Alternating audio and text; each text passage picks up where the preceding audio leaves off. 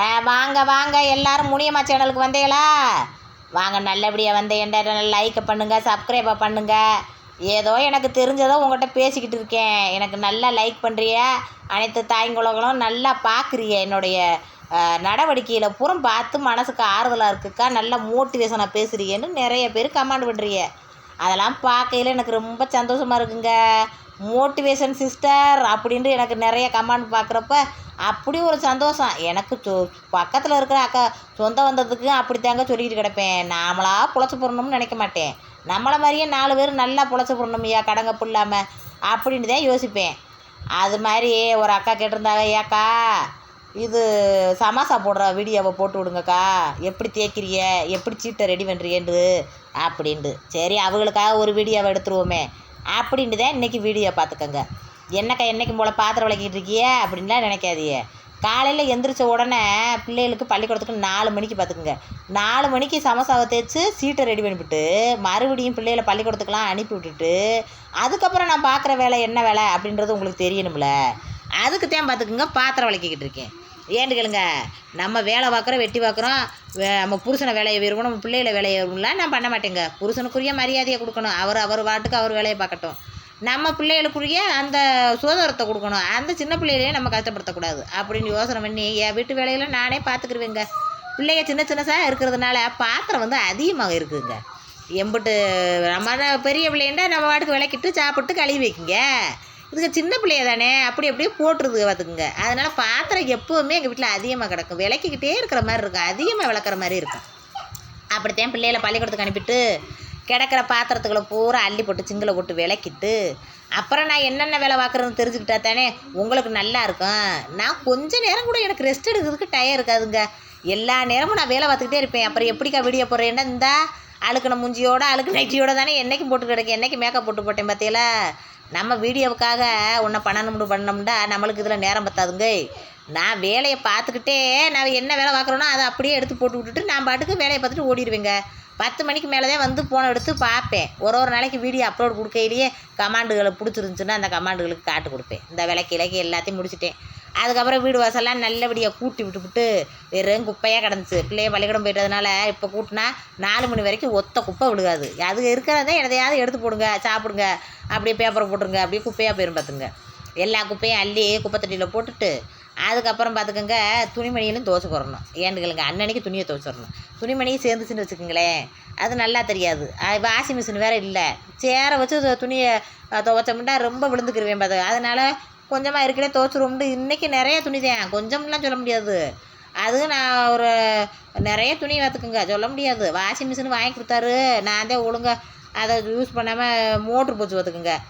அதுக்கப்புறம் வாங்கி தரேன்றாரு, எங்கே வாங்கி தராரு, வாங்கி கொடுத்தாலும் அது பிரயோஜனம் இல்லை. ஏன்னு கேளுங்க, நம்மளுக்கு கையில் தெம்பு இருக்க வரைக்கும் துவைப்போம் இல்லைண்டா. அவர் வெல்டரு, அதனால் பூரா அந்த வெல்டிங்காக இருக்கிறதுனால நல்லா துவைக்கலன்னு நம்ம நசன்னுக்கிட்டே இருப்பார். நம்ம வேலையை குறை சொன்னால் எனக்கு நல்லாவே தெரியாதுங்க. பாராட்டாட்டாலும் பரவாயில்ல, சும்மா என் மூப்புக்கு விட்டுறணும். அப்போத்தே வேலை பார்க்க எனக்கு சந்தோஷமாக இருக்கும். அதனால் நான் கையிலேயே துவைச்சிருவேன். போயா ஒருத்தர் 2 ட்ரெஸ்ஸுக்காகலாம் இது பண்ண முடியாது. இந்த வத்தியெல்லாம் உம்புடு துணிமணியும் கைட்டியே தான் துவைச்சேன். 1-2க்காக வாஷிங் மிஷினில் போடுறது, அப்புறம் 1-2 எடுத்துக்கிட்டு போய் துணியை துவைக்கிறது, அது எரிச்சலாக வருங்க. ஒரே வேலையாக பார்க்க விட மாட்டாங்க. குறை சொல்லுவார். கையில் கரை இருக்குண்டுவார், இங்கனக்குள்ளே கிரீஸ் கடை இருக்குண்டுவார். அதனால் கைட்டே துவைச்சிருவேன். துவைச்சுக்கு வச்செல்லாம் வேலையை முடிச்சுட்டு இருந்தால் பக்கத்தில் பசுமாடு கட்டி கிடந்தா ஆத்தா ஆனக்குள்ளே குப்பையை இது கூட்டிக்கிட்டு இருந்துச்சு. அதில் கொஞ்சம் நேரம் பேசிக்கிட்டு இருந்துட்டு அதோட வாசலை கூட்டி அள்ளிடுவான். பூரா முறையாக இருக்கும், வலிக்கி விட்டுரும் பிள்ளைகளுக்கு அப்படின்னு. நல்லா தண்ணி தொட்டி தம்ப வருங்க. கிராமத்து தண்ணி அவங்களே கிராமத்துலேயே போட்டு விட்றாவதுங்க. தொட்டிலாம் இருந்துச்சு ஆல்ரெடி. இதில் இருந்த வீடு தான், வீட்டை இடிச்சு விட்டுத்தான் கட்டினான். அப்புறம் அந்த ஆத்தாட்ட கொஞ்சம் நேரம் பேசிக்கிட்டு இருந்துட்டு பார்த்தேன் வரணும் நல்லா வெயில் அடிச்சிட்டாரு. சரி நல்லபடியாக காயட்டும் துணிமணி அப்படின்ட்டு. இந்த ஏரியாவில் எல்லோரும் வேலைக்கு போயிடுவாங்க. ஒருத்த கூட வீட்டில் இருக்க மாட்டாங்க பொம்பளைங்க.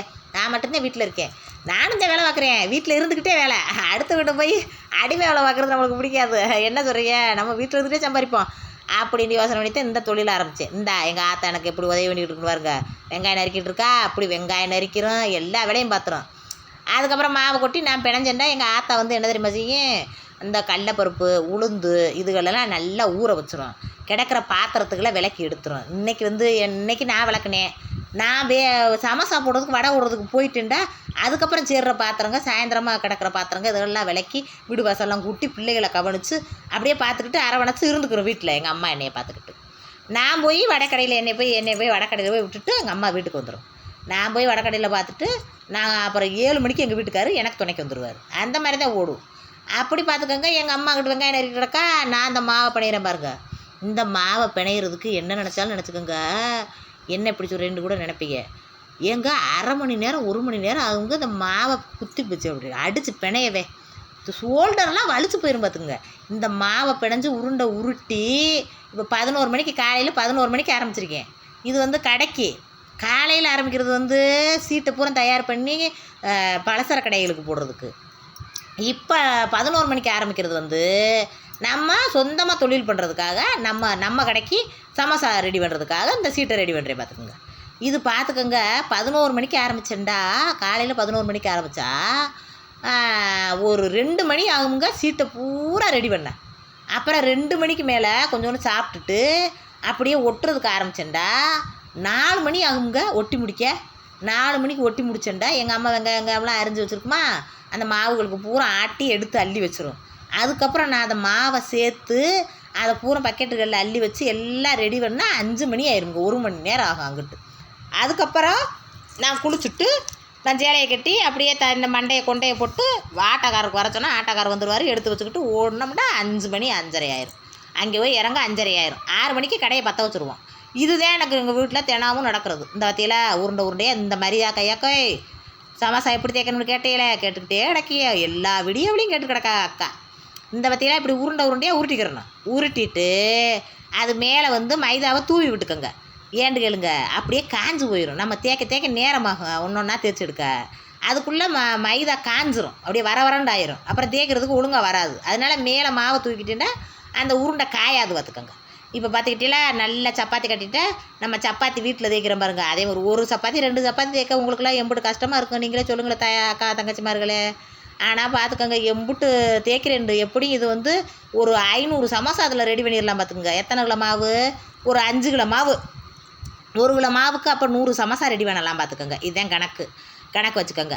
இதே மாதிரி தான் தேய்ச்சிருவேன். என்னக்கா நல்லா வட்டமாக தேய்க்கிறீங்களே, எப்படி தேய்ச்சி இப்போ சர்வீஸ் அப்படின்னா யாராக இருந்தாலும் ஆரம்ப காலத்தில் சேர்த்து உடனே இந்த வட்டம் வராது. ஆனால் எனக்கு வந்துருச்சு. ஏன்னு கேளுங்க, நான் குடியிருக்கிற இடத்துல அப்பளம் போட்டு கொடுத்தாங்க மாடியில். அங்கே போய் சும்மா உட்காருக்காமல் வேடிக்கை பார்த்துக்கிட்டே அதை தேய்ச்சி பழகுவேன் பார்த்துக்குங்க. இப்படி நல்லா பாமாயில் எண்ணெயை ஊற்றிக்கிட்டு ஒரு 1/2 லிட்டர் எண்ணெய் தேவைப்படும். எல்லா இதுலேயும் வந்து இந்த மாதிரி தடவி எடுத்துக்கோங்க. என்னக்கா இது இப்படித்தான் எல்லா சமோசாலையும் இப்படி லேசாக ஊற்றி இப்படி தடவி எடுத்துக்கிறோம். அப்போ பார்த்துக்கோங்க, நான் அங்கே போய் அப்பளம் போடுற கம்பெனியில் பேசிக்கிட்டே உட்காந்துக்கிட்டு அந்த அப்பளம் எப்படி வைக்கிறாங்கன்னு பார்த்துக்கிட்டே இருப்பேங்க. பார்த்துக்கிட்டே நானும் தேய்ப்பேன். சம்பளம்லாம் கொடுக்க மாட்டாங்க, சும்மா தான் பெரிய தேய்ச்சி பழகிறத நம்ம தானே பழகுறோம்.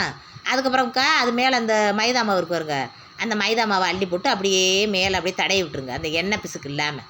அதுக்கப்புறம் ஒன்று மேலே ஒன்று அப்படியே இதே மாதிரி ஒன்று மேலே ஒன்று அடுக்கி அப்படியே வைக்கிறேன்னா இப்படி ஒன்று மேலே ஒன்று மொத்தமாக அதில் எத்தனை சீட்டு இருக்குன்னா 8 சீட்டு இருக்குது. 8 சீட்டை ஒன்றா அடுக்கி அப்படியே மொத்தமாக வச்சு இப்படி தேய்க்கணும். தேய்க்கிறேன்னா இப்படி தேய்க்கிறப்ப அகலம் கொடுக்கும் பார்த்துங்க. அதுவே அந்த எண்ணெய்க்கும் அதுக்கும் அப்படியே அகலம் கொடுக்கும் உங்களுக்கு. அப்படியே அகலமாக எம்பிட்டு அகலத்துக்கு தேவையா உங்களுக்கு சமோசா சின்னதாக போட போகிறேன்னா சின்ன அகலம், பெருசாக போட போகிறேன்னா பெரிய அகலம். அது மாதிரி உங்கள் அகலத்துக்கு அப்படியே தேய்ச்சி இந்த அளவுக்கு தேய்ச்சி அப்படியே தோசைக்கல்லை காட்ட முடியாது, கேமராவை தூக்கிக்கிட்டுலாம் காட்டுறதுக்கு ஆள் இல்லை. நானாக ஒரு ஓரத்தில் சாத்தி வச்சுவிட்டு நானாக போட்டுக்கிட்டு இருக்கேன். அதனால் காட்ட முடியல. அப்படியே தோசைக்கல்லில் வந்து அப்படி சுட்டு எடுக்கணும். அப்போ பார்த்துக்கோங்க, அப்பள கம்பெனியில் வேலை வைக்கையில் அந்த இதை எப்படி தேய்க்கிறாங்கன்னு நானும் இப்படி உட்காந்து இப்படி பழகினேன் பார்த்துங்க. அன்றைக்கி சும்மா பிரியாக இருக்க போய் ஊராவளுக்கு எதுக்கு தேய்ச்சி கொடுக்கணும் அன்றைக்கி யோசிக்காமல் நான் போய் பழகுனது. இன்றைக்கி எனக்கு கைத்தொழிலாக ஒரு தொழில் செய்கிறதுக்கு எனக்கு உதவிகரமாகிக்கிருச்சு. அது மாதிரி உங்கள் பக்கத்தில் ஏதாச்சும் தொழில் பார்க்குறாங்க, பொம்பளைய வேலை பார்க்குறாங்கன்ட்டு அதை கண்டுக்கிறாமல் இருக்கக்கூடாது. போய் எப்படி வேலை பார்க்குறாங்க, என்ன வேலை பார்க்குறாங்கன்ட்டு சும்மாவாச்சும் உட்காந்து பேசிக்கிட்டு இருக்க மாதிரி அதை கவனித்து பார்க்கணும். ஏன்னா வாழ்க்கையில் மனுஷனுக்கு எப்போ சூழ்நிலைகள் எப்படி மாறும்னு சொல்ல முடியாது. அப்போ சூழ்நிலைகள் மாறுறப்ப நம்ம அந்த சூழ்நிலைகளை புரிஞ்சு வாழ்கிறதுக்கான வழிவகைகள் அங்கே நம்மளுக்கு நிறைய கிடைக்கும். நம்ம வீட்டுக்குள்ளே போன பார்த்தோம், நாடகத்தை பார்த்தோம், அப்படியே நாத்தனாமருக்கு போன் அடித்தோம், அங்கே ஒன்று அடித்தோம், இங்கே ஒன்று அடித்தோம், அந்த வம்புழுத்தோம் இந்த வம்புழுத்தோம், பக்கத்து வீட்டில் பேசிக்கிட்டு இருந்தோம். அவள் புறணி என் பேரணியை பேசிட்டா, புறணி அவள் பேசிட்டா அப்படின்னு சண்டை இழுத்தோம். அப்படின்ட்டு இருக்கக்கூடாது. நம்ம வீட்டில் இருந்தாலும் ஏதாச்சும் பிரயோசனமாக பொம்பளையே பண்ணணும். அப்படியே மறுபடியும் இந்த தூக்கி வச்சு எப்படி தேய்க்கிறேன்னு பார்த்துக்கோங்க. இப்படித்தான் தேய்க்கணும். உங்களுக்காக வீடியோ எடுத்து போட்டுக்கிட்டு கிடக்கேன். இங்கே கேட்டுக்கிட்டே இருக்கிய ஒரு வீடியோவுக்கு கமாண்டில் பூரா எல்லா கமாண்ட்லேயும் உங்கள் கமாண்டை நான் பார்க்குறேன். ஏக்கா சமோசா வீடியோ போடுங்க சமோசா வீடியோ போடுங்கன்ட்டு ஒரு 4-5 நாளாக போட்டுட்டு கிடைக்கிய. அது உங்களுக்காகத்தான் சரின்னு இன்றைக்கி கஷ்டப்பட்டு என்னை வேலை வாக்கையில் வீடியோ எடுக்கவே விட மாட்டார் எங்கள் வீட்டுக்காரு. வேலையை பாருடி, வேலை கவனத்தை பாருடி, நீ பாட்டுக்கு ஒரு இதை ரொம்ப அதிகமாக வந்து போயிடும், முருகிரும், ஒழுங்காக தேய்க்காம விட்ருவேன், அப்படி பல வாக்கில் இருக்குண்டு. இந்த பற்றியெல்லாம் சுட சுட சுட சுட அப்படியே ஒரு இதாக அப்படியே தனித்தனியாக வந்துடும் பார்த்துக்கோங்க. ஏன்னு கேளுங்க, நம்ம எண்ணெய் விட்டுருக்கிறதுனால அது தனித்தனியாக வந்துடும். ஒன்றா தேய்ச்சது பூரா தனித்தனியாக எடுத்துடலாம். தனித்தனியாக மெல்லிசாக வரும் பார்த்துக்குங்க. அது சீட்டு பார்த்தீங்கன்னா அப்படியே கண்ணாடியாக இருக்கும். எல்லோரும் கேட்டிருந்தீங்க கூட்டு கொஞ்சமாக வைக்கிறீண்டு. நிறைய வச்சோம்னா சீட்டு ரொம்ப மெலிசான சீட்டு, நிறைய வச்சோம்னா அப்படி பிதுங்கி வெளியே வந்துடும். அதனால் ஒரு அளவாகத்தே அதில் வைக்க முடியும். அந்த அளவு மாதிரியே தான் ஒரு லாபத்துக்கு தானே வியாபாரம் பார்க்க முடியும், நட்டத்துக்கு பார்க்க முடியுமா? நம்ம வாட்டுக்கு அள்ளி இம்பிடுக்குமா வச்சா அதில் தாங்கணும்ல, அந்த சீட்டு தாங்கணும்ல. அந்த சீட்டு அப்படியே கண்ணாடியாக இருந்துச்சுன்னா அது எம்பிட்டு வச்சா தாங்குமா, அப்படித்தான் வைக்கணும். அதுக்கு தேன். அதுவும் இல்லாமல் நிறைய கூட்டு வச்சோன்னா எனக்கு நஷ்டமாகி போயிடாதா? 15 இதில் லாபம். ஒரு இடத்துல ஒரு சமோசா 10 ரூபாய்க்கு விற்றுக்கிட்டு இருக்கு, நான் 7 ரூபாய்க்கு கொடுத்துக்கிட்டு இருக்கேன். 7 ரூபாய்னா 3 ரூபா நட்டத்துக்கு கொடுத்துக்கிட்டு இருக்கேன். அந்த 3 ரூபாய் தான் எடுக்கணும்ல, அப்புறம் எப்படி? இப்படித்தான் எடுக்கணும். வியாபாரம் பார்த்தா பத்தாது, அதில் நம்மளுக்கு லாபம் 10 ரூபா லாபமாக தான் கிடைக்கணும். லாபம் இல்லாமல் சும்மா நம்ம வாட்டுக்கு மாவை கரைச்சோம், ஓடின வரைக்கும் ஓடட்டும், ஓடாரெல்லாம் அள்ளி அப்படியே களைஞ்சி அங்கிட்டு ஊற்றி விட்டு வந்தோம், அப்படிலாம் இருக்க மாட்டேன். ஓடின அளவுக்கு நம்ம போட்டு வியாபாரத்தை பார்க்கணும், நம்மளுக்கு லாபம் கிடைக்கிற மாதிரி. இந்த தனித்தனியாக இப்படி சீட்டை இப்படி ஒன்றா பிரித்து ஒரு இதுக்கு 8 சொன்னேன்னா ஒரு 3 சீட்டை சுட்டு எடுத்துக்கிட்டு பிரித்து ஒன்று மேலே ஒன்று அடுக்கி கட் பண்ண ஆரம்பிச்சிடுவேன். 3 சீட்டுன்னா எத்தனை வரும்னு பார்த்துங்க.